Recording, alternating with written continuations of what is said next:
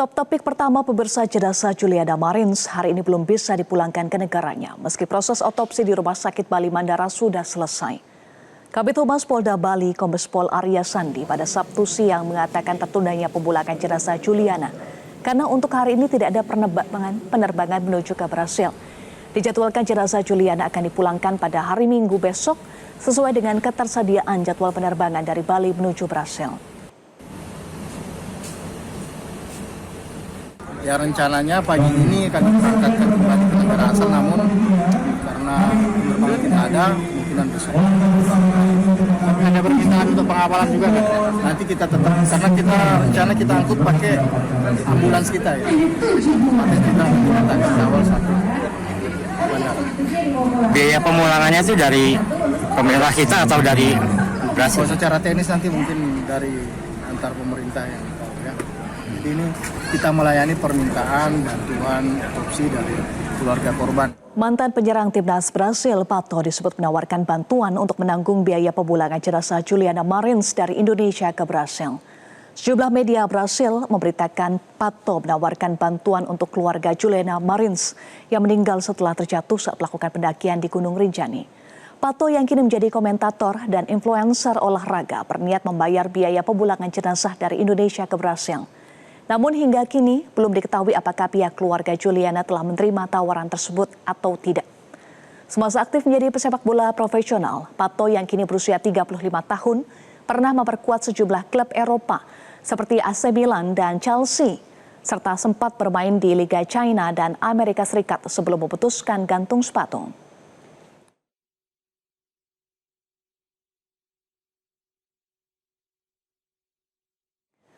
Sebelumnya, Wakil Gubernur Nusa Tenggara Barat melakukan pertemuan tertutup dengan keluarga pendaki asal Brasil Juliana Marins yang meninggal dunia usai terjatuh di tebing Gunung Rinjani.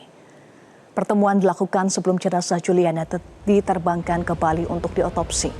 Wakil Gubernur Nusa Tenggara Barat Indah Damayanti Putri menyampaikan bahwa pertemuan dengan keluarga Juliana pada intinya, keluarga Juliana mengucapkan terima kasih atas dukungan semua pihak yang sudah berhasil melakukan evakuasi.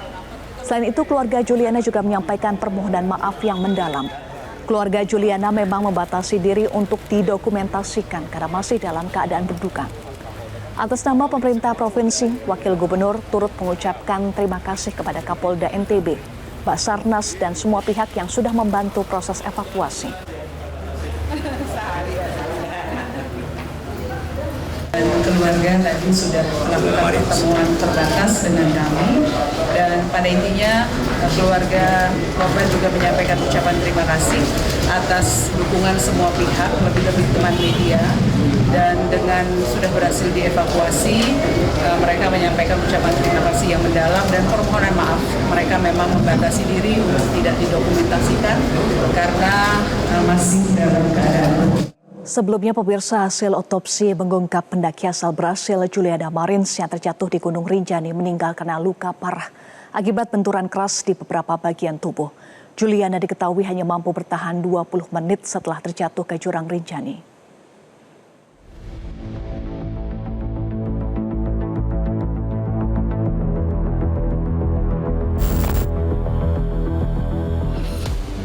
Jenazah pendaki asal Brasil Juliana Marins yang meninggal dunia setelah terjatuh di Gunung Rinjani telah selesai diotopsi.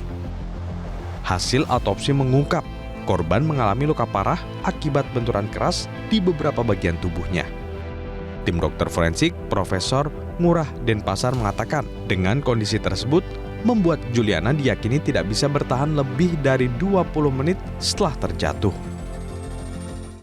Kita dapat menyimpulkan bahwa sebab kematian itu adalah karena kekerasan pukul yang menyebabkan kerusakan organ-organ dalam dan perdarahan.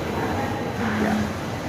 Mungkin selanjutnya yang perlu kita jelaskan di sini adalah kami tidak menemukan ya adanya bukti-bukti bahwa kematian itu terjadi dalam jangka waktu yang lama dari luka terjadi. Kita perkirakan paling lama 20 menit. 20 menit? Ya, paling lama. Meninggal langsung? Dari luka sampai meninggal? Iya.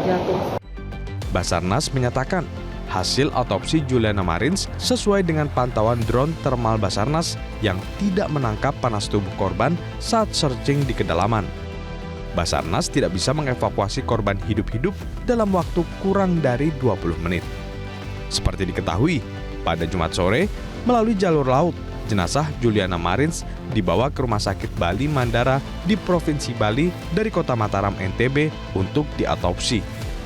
Juliana Marins terjatuh ke jurang Gunung Rinjani pada Sabtu 21 Juni lalu dan jenazahnya baru bisa dievakuasi tim SAR gabungan 4 hari kemudian karena kendala cuaca buruk dan medan yang sulit. Dengan ditandu ini memang akhirnya memerlukan waktu yang cukup lama. Pada pukul 15.50 kira-kira korban sudah menyampai di pos Pelawangan Sembalun. Dan perjalanan dari pos Pelawangan Sembalun ini menuju pos yang ada di kita ini memakan waktu kira-kira 6 jam. Tim Liputan, Metro TV. Jelajahi cara baru mendapatkan informasi. Download Metro TV Extend sekarang.